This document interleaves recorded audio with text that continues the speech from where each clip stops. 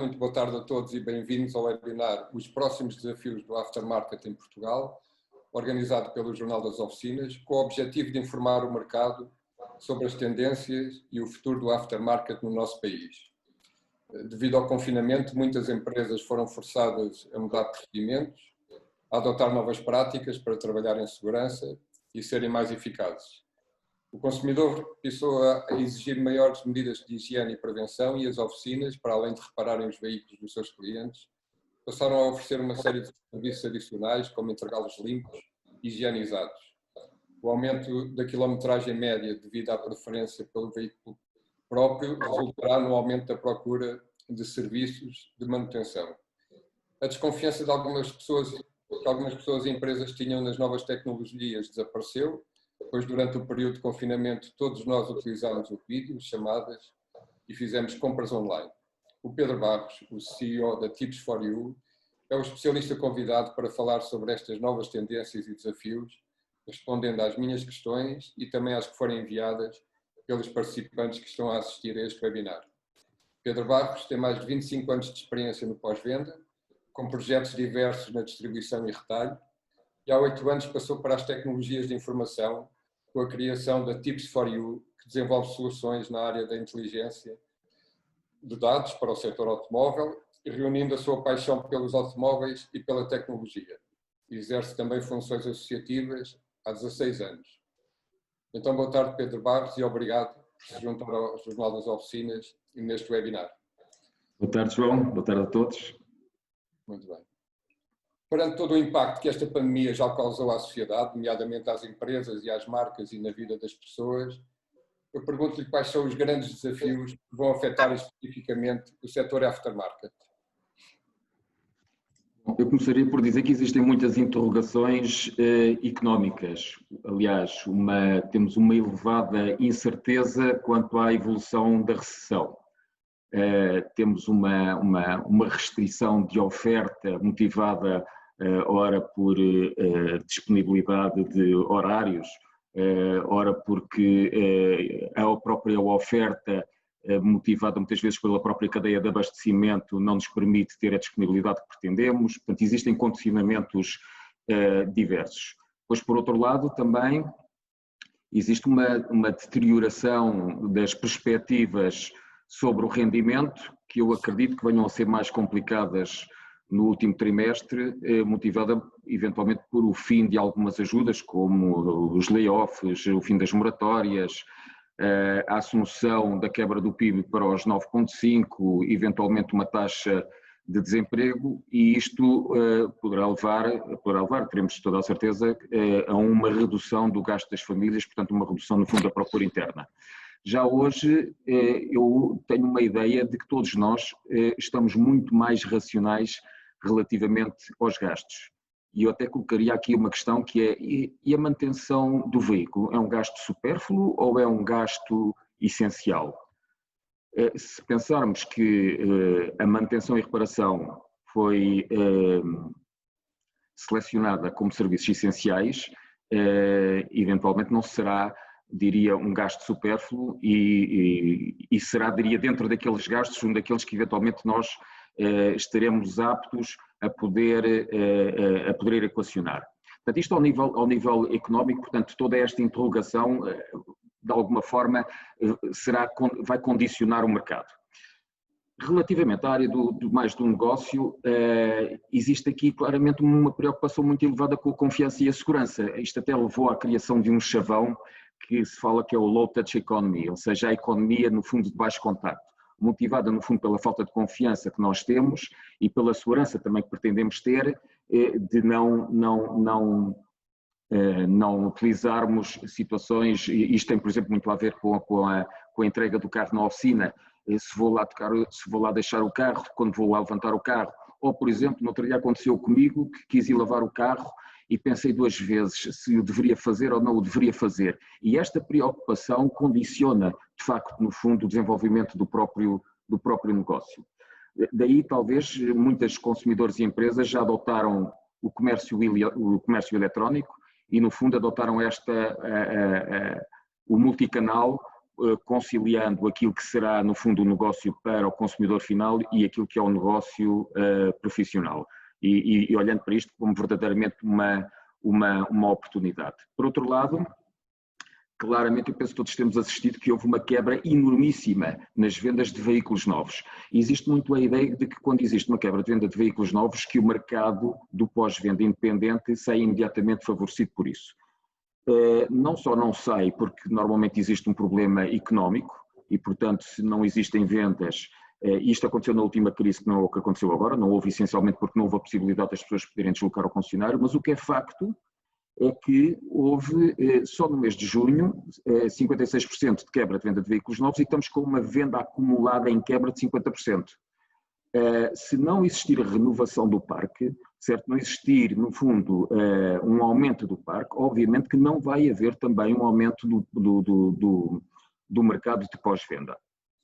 Por outro lado, o mercado de pós-venda que mais tem crescido tem sido na área dos 5 anos, ou seja, as viaturas entre os 3 e os 6 anos é aquelas que têm apresentado uma maior taxa de crescimento. Se nós não conseguirmos renovar o parque dentro de 5 anos, em 2025, não vamos poder nos beneficiar exatamente desse maior crescimento. Portanto, diria, a curto prazo parece uma coisa que eventualmente nós vamos ser beneficiados, mas claramente a não venda de viaturas novas vai ter um impacto mais à frente para o mercado de pós-venda, nomeadamente para o mercado independente. Por outro lado, tem-se vindo também, temos-nos vindo a perceber que tem havido alterações relativamente às cadeias de abastecimento e todos nós, não só na área do pós-venda, mas eu diria até em outras áreas, na área do retalho alimentar e outras, existem algumas dificuldades em conseguirmos ter, no fundo, disponibilidade de alguns produtos. Diria que é uma situação que diria, mais tem-se resolvido com maior facilidade nas últimas semanas, mas não deixa de ser, de facto, algo que este período pandémico vai ter um determinado tipo de influência. Relativamente, no fundo, ainda a esta situação, a pressão do cenário competitivo pode levar, de facto, algumas empresas em situações mais fragilizadas a poderem sair do mercado ou poder acelerar, inclusivamente, situações de fusão entre empresas. Ainda outra situação que este cenário pode motivar é a entrada, no fundo, de novos operadores, ou seja, o condicionamento da atividade em outros segmentos que não estão relacionados diretamente com o pós-venda automóvel, poderão fazer que outras empresas, de repente, possam olhar para o pós-venda como uma forma de alavancar os seus próprios negócios. E falamos dentro da área da energia, na área de outros negócios de retalho. E aqui o pós-venda pode ser, de facto, um elemento interessante. Portanto, tudo isto vai condicionar em alguns de sentido positivo e outras de sentido negativo. Muito obrigado, Pedro. Uma série de situações novas e desafios, e eu pergunto-lhe, perante este cenário, o que é que podem as oficinas e os profissionais da reparação automóvel fazer no curto prazo? Será... Sim, temos, se pegarmos alguma das coisas que eu disse atrás, nomeadamente, começando, por exemplo, dentro da área da logística, tendo em conta, de facto, que existem alguns problemas de abastecimento. Estes problemas de abastecimento podem ter motivações diversas. Não só os fabricantes não terem, imaginem, por exemplo, 100% dos seus ativos em produção, a trabalharem nas linhas de montagem, como podem estar, por exemplo, vocacionados na área dos transportes, ou seja, existirem os produtos à saída da fábrica e existir uma dificuldade, por exemplo, no transporte das fábricas até aos distribuidores. E, portanto, os motivos podem ser diversos, não tem que ser apenas um. O que é facto é que existem condicionamentos, certo? E este negócio, que é um negócio, na verdade, logístico, o negócio da venda das peças, é um negócio que depende, diria de forma primordial, da disponibilidade das peças. Portanto, se existe algo que é fundamental ter, no fundo, uma atenção redobrada, é a disponibilidade do material, porque, de facto, essa vão ser um dos critérios preferenciais na seleção, no fundo, dos fornecedores. Já era, mas eu diria que agora, se calhar, ainda mais. Bom, se eu vou ter que ter uma atenção maior à disponibilidade, há algo fundamental, que é, vamos ter que ter um controle de tesouraria extraordinariamente apertado. O dinheiro neste negócio normalmente só costuma estar em dois sítios, ou está em stocks ou está em clientes. Se vou ter que ter, no fundo, uma maior disponibilidade de material e vou ter que ter uma gestão de estoque mais apurada, atenção, porque de facto, de repente, eu posso aumentar bastante os meus inventários e com isso ter necessidades de tesouraria diferentes daquelas que tinha anteriormente. E, portanto, vou ter que ter aqui um cuidado bastante maior do que aquilo que seria normal. Por outro lado, vou ter que gerir muito bem as minhas contas de crédito com os clientes. Portanto, a parte da tesouraria perante estes desafios claramente diria, uma das situações mais importantes a controlar de perto. Mas isto não quer dizer que eu vou parar os investimentos, certo, que me possam trazer eficiência e produtividade.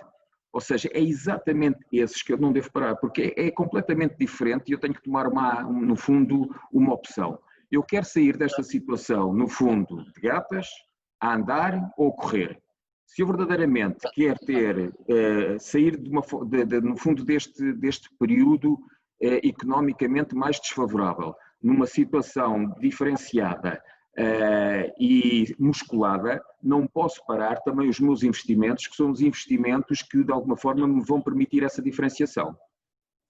Ao nível comportamental, e há aqui uma frase de facto muito interessante, que é: as oficinas que possam tornar o inconveniente conveniente para os seus clientes serão vencedoras no mercado do pós-venda de amanhã. Portanto, isto é uma verdade bastante, diria, clara e transparente, e tudo isto tem muito a ver também com o tempo investido no próprio pós-venda. Se pensarmos do lado do consumidor, certo? Toda a jornada que tem que fazer, desde o momento em que tem uma necessidade para ir para a oficina, até o momento em que vai levantar o carro, nós temos N pontos de contacto que criam, no fundo, algum desconforto ou podem criar muito tempo de decisão ao próprio consumidor final, que poderiam ser bastante agilizados. Encontrar a oficina, fazer a marcação, deslocar-me até à oficina, fazer a recepção, o orçamento, a reparação, a recolha. Reparem na quantidade de processos que isto tem, e isto é uma inconveniência enormíssima para, no fundo, os clientes que vão à oficina. Se eu agarrar nestes inconvenientes e conseguir transformar isto numa situação conveniente, eu claramente saio daqui numa situação diferenciada. Bom, outra situação aqui também é claro que a generalidade dos consumidores com esta situação ficou muito mais digital e existe uma preferência pela conveniência e pela eficiência. E há aqui uma mudança de facto de paradigma muito interessante e que nós notamos muito no retalho em geral. Quando se falava no mercado eletrónico, falávamos muito de que de facto era uma estratégia para me internacionalizar, ou era uma estratégia para poder aceder, no fundo, a mercados que habitualmente não acedia. E hoje eu posso, no fundo, e existe muito essa vontade de poder ter uma plataforma de comércio eletrónica para ter, no fundo, uma solução para o meu mercado local. E então existe muito esta ideia de go global para go local. Ou seja, antigamente eu olhava, no fundo, para uma loja de peças online como uma estratégia global, e hoje em dia já existem muitas empresas que dizem: eu necessito disso para poder responder, no fundo, à conveniência dos meus próprios clientes, para poder tornar muitas vezes o inconveniente em conveniente, e surgiu aqui, no fundo, uma oportunidade que habitualmente não estava direcionada para o mercado de retalho. Bom, e diria que outra das situações extremamente importantes, de facto, é conseguir perceber quais vão ser, no fundo, os novos hábitos de consumo. Portanto, nestas situações, quanto mais esclarecidos nós estivermos, melhor, porque podemos adotar as nossas estratégias de acordo com aquilo que conseguirmos obter do mercado, nomeadamente, no fundo, com estes novos hábitos de consumo que nos levam para a conveniência, para a eficiência, reduzindo, no fundo, um inconveniente. Muito bem. Eu agora para a seguinte questão, e pegando no aspecto do transporte privado, que está a ser uma opção privilegiada dos portugueses nos próximos tempos e que está a ser uma evidência. Ainda hoje, ao ouvir as notícias, setor dos táxis está a cair completamente, as pessoas nem sequer de táxi estão a andar, estão a preferir utilizar o seu carro próprio. Que benefícios é que traz esta tendência para o aftermarket? Já não é só nas deslocações diárias. Eu acredito que isto até venha a ter impacto nas deslocações maiores. Eu penso que as pessoas não estão a pensar, a utilizar muito aeroportos e estações de comboio e podem equacionar que nas suas próprias férias possam utilizar o seu veículo em prol de outros meios de transporte que até possam ser mais rápidos. E isto claramente vai ter impacto e ajuda num dos lados da equação. Ou seja, nós temos muitas pessoas em teletrabalho e, portanto, se por um lado dizemos que existe menos deslocação de carro, menos quilómetros percorridos, porque há muito mais gente a trabalhar em casa. E isso joga em sentido negativo para o desenvolvimento do negócio. Mas, por outro lado, aqueles que se deslocam estão a utilizar mais a viatura do que utilizavam antes. Portanto, se nós inicialmente dizíamos, bom, com esta pandemia, certo, ou com este cenário, nós vamos ter claramente uma redução do negócio do pós-venda. Bom, não vamos ter essa redução de uma forma tão significativa, porque temos algo que anula o outro lado da equação. E o que está a acontecer de facto, e está a acontecer a níveis superiores àqueles que nós eventualmente pensávamos, e nós temos seguido aqui, no fundo, os índices de mobilidade através da Google e da Apple, e eles medem isso normalmente através, no fundo, das direções que as pessoas colocam nos navegadores para poderem ir para determinado sítio, e nota-se um claro crescimento da utilização do veículo versus, no fundo, os outros meios de locomoção. E claramente que, por um lado, não iremos perder, não é expectável que possa existir uma redução drástica do mercado de pós-venda. Ele não só estará equilibrado, como inclusivamente poderá ter, apresentar níveis próximos daqueles que eram para o Covid, eventualmente se calhar no início do ano que vem, mas que seja no fundo algo que não vai ficar muito deslocado em termos de desfazamento dos níveis de negócio comparativamente com outros negócios.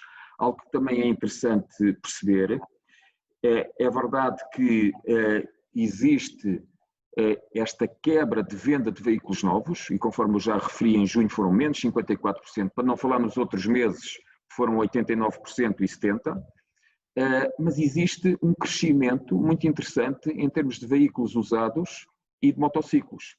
Os veículos usados cresceram em junho 36%, as motas cresceram 33%.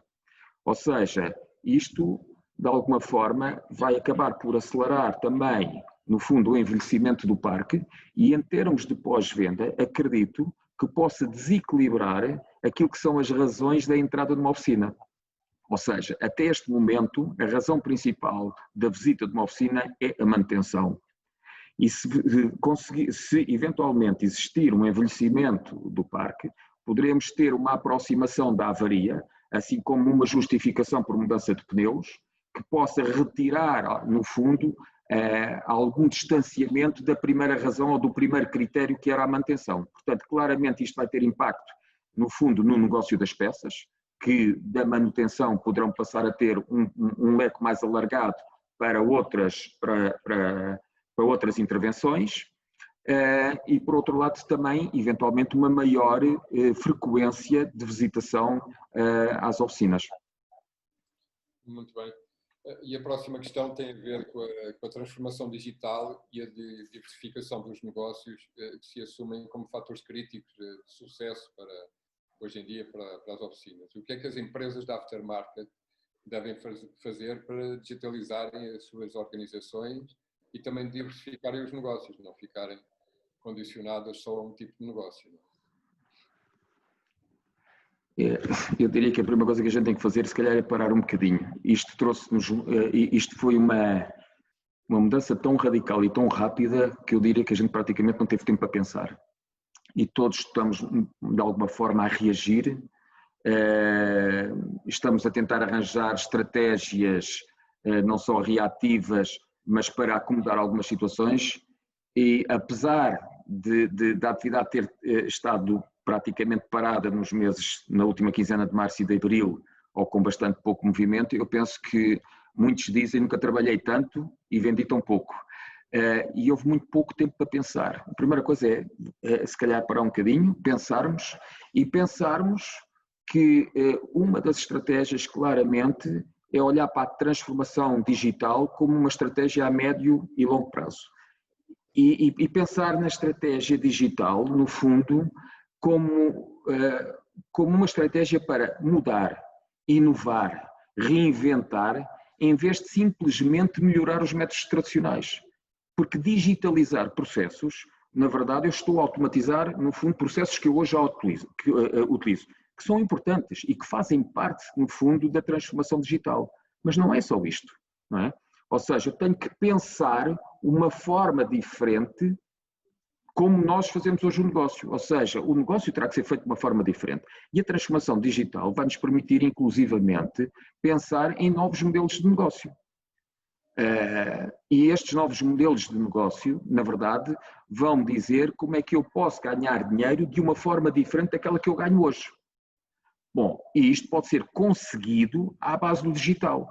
Portanto, imagine-se, por exemplo, no caso prático na área das soluções tecnológicas, que sempre se basearam muito, por exemplo, na área do licenciamento e que, de acordo com os novos modelos de negócio, estão-se a basear na área da transação, de forma, no fundo, numa lógica de cliente, de pagador-utilizador. Ou seja, utilizo muito, pago mais, utilizo menos, pago menos.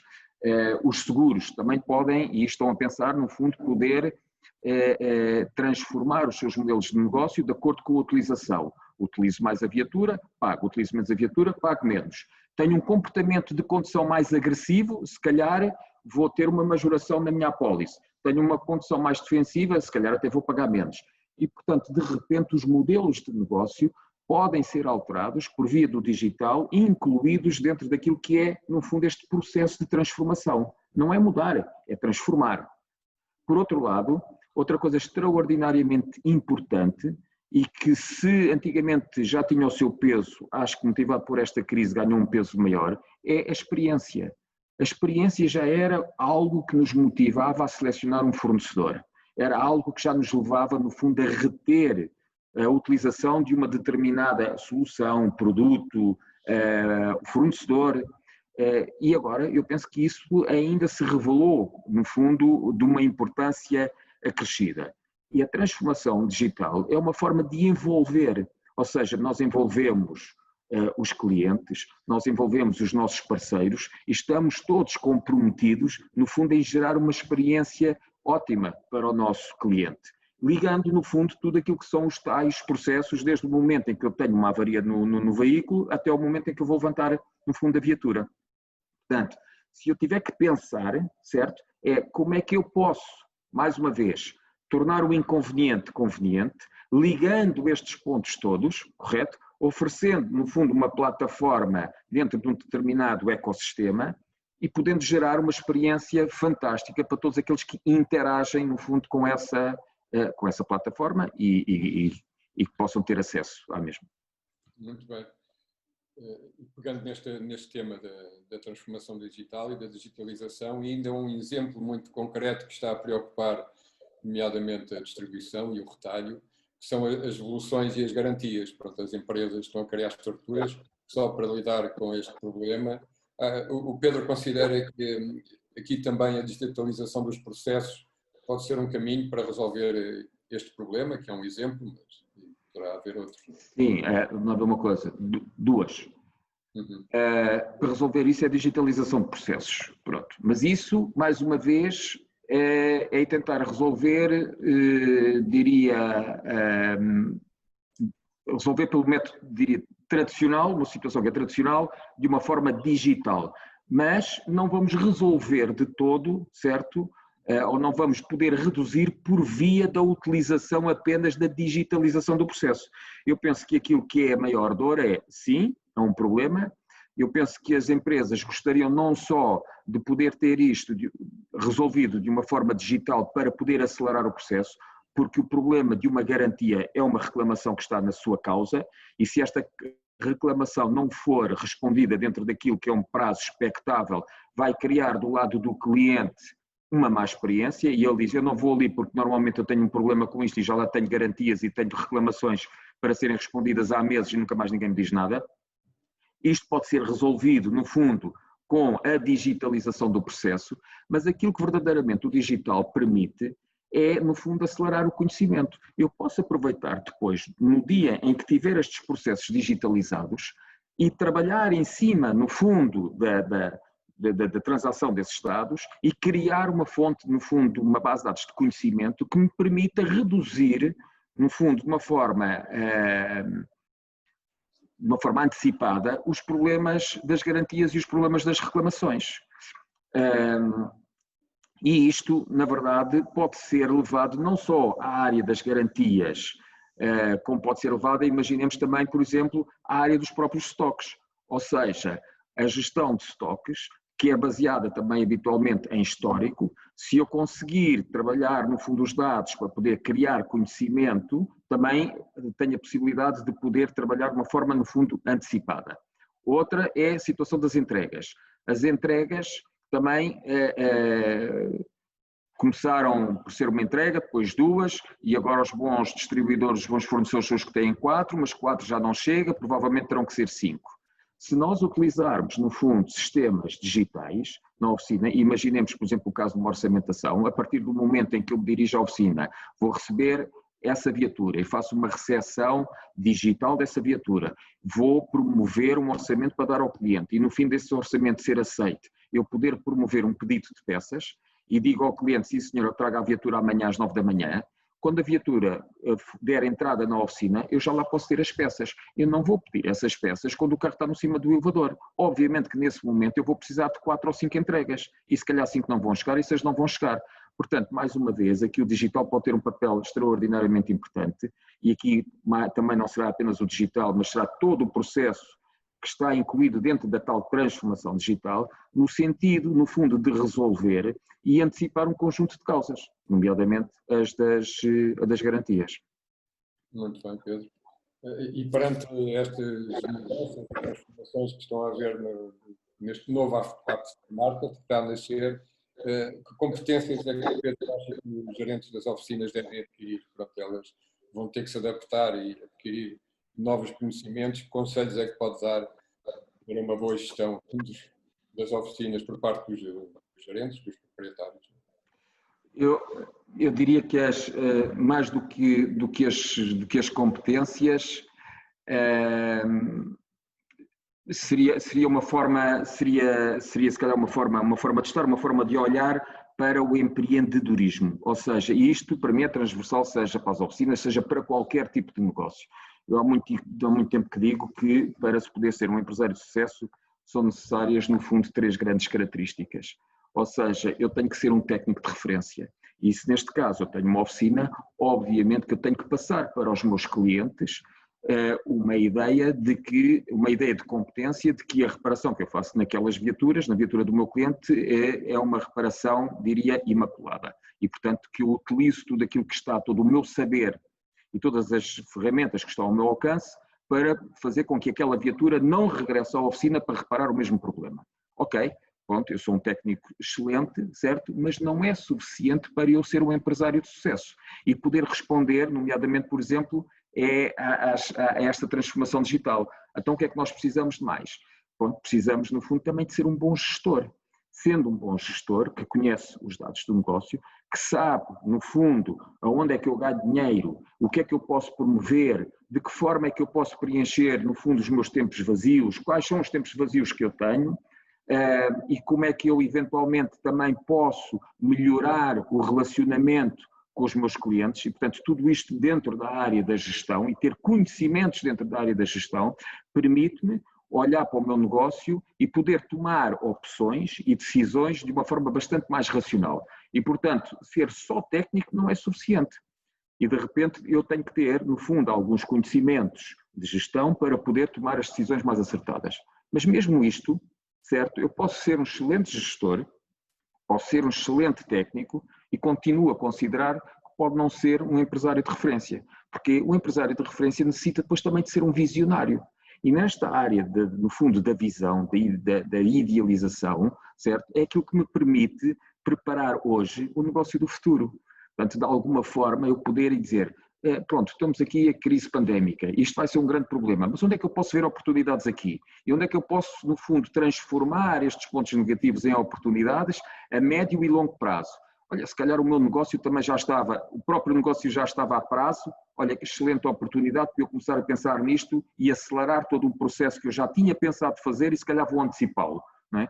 E, portanto, é ver um bocadinho mais além, e para ver um bocadinho mais além, muitas vezes é também olharmos para negócios ao lado, não é só olhar para o negócio no fundo do pós-venda. Olhem para o negócio no fundo da distribuição alimentar, olhem para outros negócios logísticos, vejam o que é que nós podemos aprender com esses negócios e poder fazer as devidas analogias e transportá-los para o nosso negócio. Portanto, estas 3 componentes são extraordinariamente importantes e são aquelas que nos fazem muitas vezes parar um bocadinho e dizer a transformação digital, realmente eu tenho que acelerar isso. Não posso deixar de ser um técnico de referência e tenho que continuar a fazer as minhas formações para me manter atualizado e fazer com que aquela viatura não regresse à oficina para fazer a mesma reparação e ser um gestor, no fundo, no sentido de perceber onde é que eu ganho dinheiro, aonde é que eu não ganho dinheiro, tenho que subir a mão de obra ou não tenho que subir a mão de obra, certo? Onde é que eu posso baixar a minha armagem ou subir a minha armagem, e existe aqui um conjunto, no fundo, de indicações, e são estes 3 que, para mim, estamos a falar no caso da oficina, mas que para mim são transversais a qualquer tipo de atividade, que devem estar, no fundo, na gênese de um empresário de sucesso. Ok. E olhando agora um pouco para as tendências que são esperadas no futuro, e algumas até já estão a funcionar agora, atualmente, e eu especifico aqui algumas: a eletrificação, o surgimento dos veículos conectados, o crescimento do Data as a Service e a analítica aumentada. Que influência é que estas novas tendências vão ter no aftermarket? Pronto, há aqui uma série de factos novos que vão aparecer. Como é que isto vai tudo influenciar o aftermarket? São tudo, no fundo, são tudo coisas novas, das quais a maior parte das pessoas ainda existe um desconhecimento relativamente grande de que forma é que isso vai afetar a nossa atividade no dia a dia. Daí que, mais uma vez, o conhecimento, a informação torna-se fundamental. Isto vai ser um acelerador, no fundo, que vai obrigar os profissionais a estarem do lado da evolução e a conhecerem muito bem a identidade automóvel. Vai ser fundamental.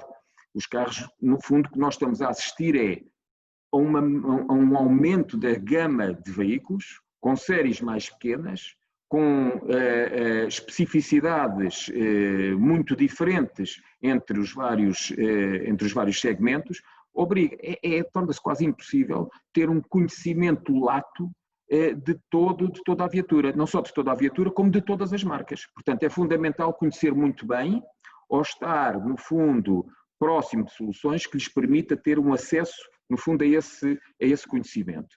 Pois, o João falou aí a área do analítica aumentada, a parte do analítico que é algo extraordinariamente, no fundo, importante e que eu associo muito à área do analítico, muito uma área preditiva e menos reativa. Já se tem vindo a falar muito na manutenção preditiva como uma forma de antecipar e uma forma, no fundo, de antecipar. E antecipar não é fazer a manutenção preventiva. Fazer a manutenção preventiva é eu tenho que fazer aos 20 mil quilómetros, então já tenho 19, deixa-me lá ir fazer antes que aconteça qualquer coisa. Não. A manutenção preditiva, utilizando o Analytics, é eu cruzar a informação, no fundo, de vários tipos de avarias e sempre que a tensão do automóvel descer a 11.3 e sempre que abro a bagageira e sempre que acendo a luz interior, normalmente tem este tipo de avaria. Isto são coisas que a mente humana não consegue relacionar, não faz sentido para nós. Quer dizer, porque raio agora é que eu vou relacionar estes 3 elementos? Não faz sentido nenhum. E, portanto, esta parte, no fundo, do analítico vai-me permitir, no fundo, relacionar modelos de informação de forma a que sempre que estes 3 se conjuguem, a probabilidade de poder existir uma avaria mais à frente é enormíssima. Portanto, eu poderei, de alguma forma, ter uma ação, no fundo, antecipada sobre isso. E aqui o analítico pode ser, na verdade, aplicado a variedíssimas situações.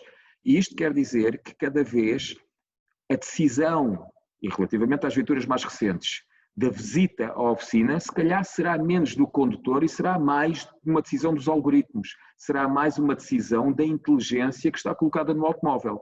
Por isso as oficinas têm que saber como lidar, no fundo, com esta inteligência que lá está e como é que eu vou fazer com que aquela viatura possa ser reencaminhada para a minha oficina. Ou seja, já não é só, no fundo, o próprio condutor que diz eu quero ir ali, mas a própria viatura, de alguma forma, através, no fundo, da inteligência que lá tem, vai antecipar o momento em que vai ter necessidade de uma intervenção. E nós temos que saber tirar, no fundo, proveito, no fundo, de toda esta nova realidade. Claro, todos temos que estar atentos e a acompanhar essas novas tendências, e já estamos a caminhar para o final do nosso webinar e eu vou-lhe colocar uma última questão relacionada com o trabalho que o Pedro tem feito junto da PAI-ACAP, com a coordenação do Observatório, e que tem evoluído nos últimos anos. E eu pergunto-lhe, em relação a este trabalho, quais os dados estatísticos mais relevantes que o Observatório disponibiliza atualmente para o setor e de que forma é que esses dados são úteis e podem ser utilizados pelas empresas, nomeadamente da distribuição e do retalho.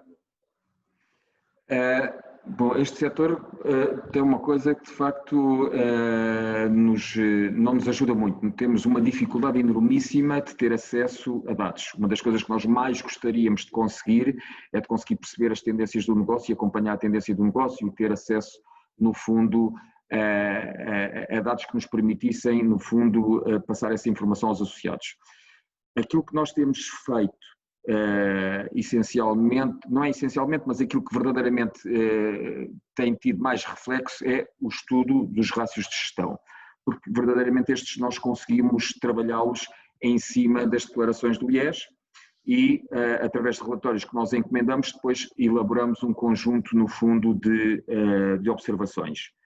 E isto é exatamente uma ferramenta, se pensarmos há bocado, quando estávamos a falar das características do empreendedor, em que uma delas era ser gestor, o gestor precisa de dados para poder medir e precisa de dados para poder, no fundo, tomar uma decisão. Este relatório que a ACAP, que nós disponibilizamos na ACAP, o Observatório, onde está incluído o estudo dos rácios de gestão, e que nós, a partir de determinada altura, incluímos os rácios das empresas de excelência, permite, de alguma forma, a um gestor dizer qual é o caminho que eu tenho que fazer para a excelência. Eu quero ser uma empresa de excelência, muito bem. Aonde é que eu tenho os meus pontos fracos? Nos meus rácios de autofinanciamento, na minha rotação de capital, nos prazos de recebimento, na rotação dos estoques. E porquê? Porque relativamente àquilo que é a média das empresas de excelência, eu estou bastante afastado. Portanto, se eu verdadeiramente quiser, de alguma forma, tomar uma decisão, aonde é que eu vou tomar decisão? Vou fazer um comparativo entre esse relatório que está dentro do observatório, vou colocar lá os meus dados e vou verificar onde é que existem as maiores diferenças. E tenho a possibilidade, no fundo, de poder tomar uma decisão com base nisso. Ou seja, não é a média do setor, é a média do setor e a média das empresas, no fundo, das PME Excelências. E com isto consigo, no fundo. Para além disto, estão lá incluídos, obviamente, tudo o que está relacionado com o parque automóvel e as vendas dos automóveis, o que me permite ter uma ideia muito clara da composição do parque automóvel para poder, inclusivamente, orientar a própria gestão de produto.